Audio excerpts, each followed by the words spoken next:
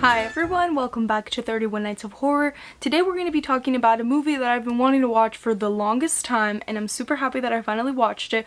We're going to be talking about Clive Barker's Hellraiser, which came out in 1987. And this movie is completely insane. Just to tell you guys my history with Hellraiser, or actually the lack of history with Hellraiser. So I have been a horror fan for a really long time. I feel like Pinhead is one of the horror icons that I have seen over and over again. And the actual movie Hellraiser, I honestly never knew what it was about. I'm like so shocked at what it's about and its themes, and also just how little of Pinhead actually exists in this movie, and the way that like they don't even refer to him as Pinhead, which is just incredible in its own way. So yeah, this is a first time watch for me. I went into this as blind as possible, didn't really know much about it, and came out pleasantly surprised, so I'm really excited to be talking about it today with you guys. And before I go on giving you guys my thoughts, let me know what you guys think about Hellraiser down below if you've seen it. But yeah, let's just get started talking about my thoughts with Hellraiser. Did not know how violent this movie would be. Did not know how sexual this movie would be. Literally, when I tell you, I have gone my whole life not really knowing anything about any of this. I'm actually much happier I went into this as blind as possible, because it kind of just left me surprised by absolutely everything. Although I expected it to be a lot more about the horror icon, a lot more about, you know, the Cenobites, or what I knew of it as like a monster type thing. I loved how human the story felt, and it was a lot about emotion and desire, and you know, they do a lot of like the pain and pleasure stuff in this movie, and it was really a lot focused on these human characters, making them do things that they wouldn't even think they'd be capable of doing, which I think is always really cool when you write your characters in that type of vein, because sometimes it kind of just asks the questions like, what would you do to get what you want type of thing. And I think that kind of concept is explored in this movie a lot, especially with Julia's character. And you know, what's really interesting about this movie too is that the movie starts and you think Julia's gonna be the main character throughout the entire movie, but she almost really isn't. It like really weaves this other character in, Kirsty's character, and just has her become the main character by the end of it, and the one that we're following, and the one that we want to root for in a sense, which I think is really interesting.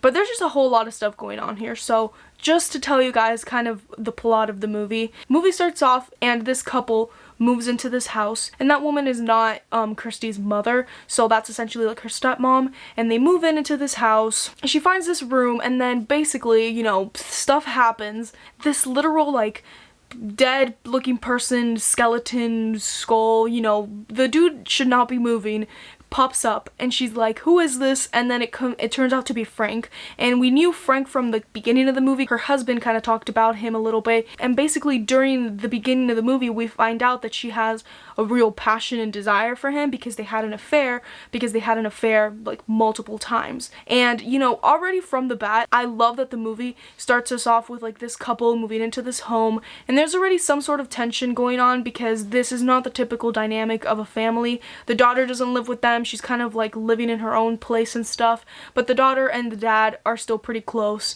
However, the wife and the mom, her stepmom, you know, it's a little bit distant, so we have that dynamic going on. But then on top of that, really quickly, before we really start to know this loving relationship, we know that she's not really in love with him because she had this gigantic affair for this other man, and then, you know, that's kind of what fuels the rest of the movie. And I really love the editing in these sequences and the way the stuff was like paired together with stuff that was happening like in the present, and then Julia thinking of the past with this man Frank.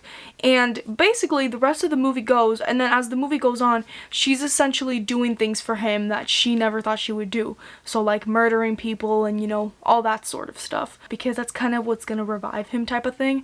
And through this entire moment, we really don't even know much about the Cenobites, like, at all. We've seen, I think, Pinhead, like, briefly at the beginning of the movie, and we just know about the little box, and that's pretty much it, but we don't really know much about the box.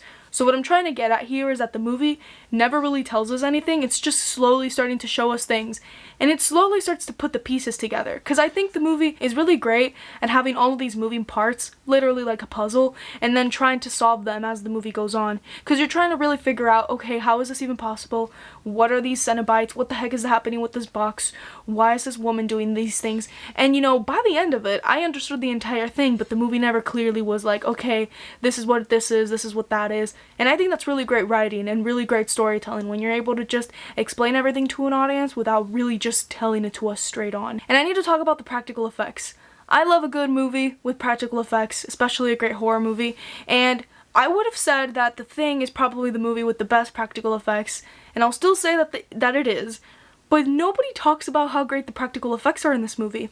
Like, I feel like this movie, at least from what I know of it as pop culture, it's known as the Pinhead movie, the guy with all the stuff in his face. But there is so much more to be remembered about this movie, like all of the emotion in it, all of the humanity in it, and all of the great practical effects. Like, so many times through this movie, we see this transformation through Uncle Frank's character, and it's gorgeous looking. Like, it just looks so realistic, and also with the kills and stuff too, like, it just all looks very realistic, which it just adds to that creepy factor for it. I also really like the design of like the Cenobites people.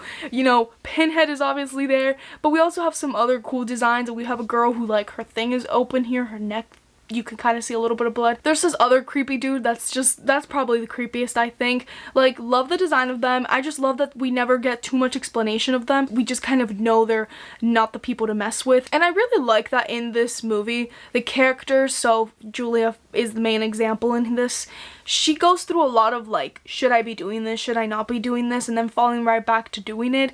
And I think it's really interesting because it's kind of talking about how she really hasn't let go of this past. She hasn't let go of Frank, and she's just like willing to literally do anything that he says. There's a lot of stuff that happens at the end of the third act that I'm like, holy crap, they did that, which I don't want to spoil it for the people who haven't seen the movie, because like I said, I was surprised left and right. And then when we bring in Kirsty's character, so you know, watching the movie, I thought she was just going to be a side character, but I really liked that the story made her be like the protagonist by the end of it, because in the beginning she doesn't come out much. She's just kind of like not too fond of her stepmom, her dad's wife, because she kind of describes her as cold and stuff, and she really is. She doesn't really make much conversation with her, really not with anybody else that she interacts with and stuff. And then she starts to kind of figure out what's happening, and then by the time she does figure out what's happening, I was on the edge of my seat, because the audience knows what's really going on in this room, what's going on with Julia and all that stuff, but the other characters don't. So it kind of left me with a, oh my god, don't touch this, don't touch that, don't go there, don't do this. And it was a really great, like,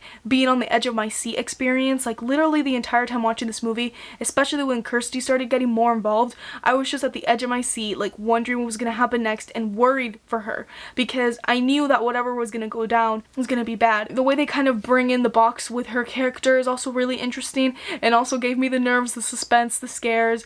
I just think this is a really fun and exciting horror movie. A lot of violent stuff happens that you might consider not fun, but I think this is one of those movies that it's like, if I really want to watch an insane horror movie, this is my go-to now. Because there's a couple of insane horror movies that I just really love, and I feel like Hellraiser is now one of them, and it's just so great. Like, it is so messed up in all the right ways, I think, and I loved the writing, loved the characters, I loved just everything that they did with this, and the way it was shot too was really excellent as well. Love the way it ended too. Like, it makes me want to keep watching these movies. I don't know if the sequels are any good. I don't know how it all moves forward, but the way it ended, it just leaves me wanting more. And I think that's when you know you've got a great horror movie, when it's just grabbed you like that, and it grabbed me so quickly. Like, it didn't take long for this movie to just have my eyes pierced on the screen. Just incredible. I really, really love this movie. I think definitely one of the best horror movies in general, one of the best horror movies from the 80s, and I highly recommend everybody check it out. I think if you've never seen Hellraiser and you're a horror fan, you've got to check this out at least once. And I think if you don't like horror movies, still check it out, because I think it has some really great storytelling in this movie. Thank you all so much for watching today's review. Make sure to like this video as well if you've been enjoying 31 Nights of Horror so far. And yeah, I'm excited to keep the reviews going. Make sure to subscribe to my channel if you aren't. New reviews every single day. We're going to be talking all sorts of horror movies this month. And if you've missed any, there is a playlist linked down below where you guys can basically binge the 31 Nights of Horror series thus far. And yeah, thank you all so much for watching once again and all of the support. And I'll make sure to see you all in the next video. Bye everyone!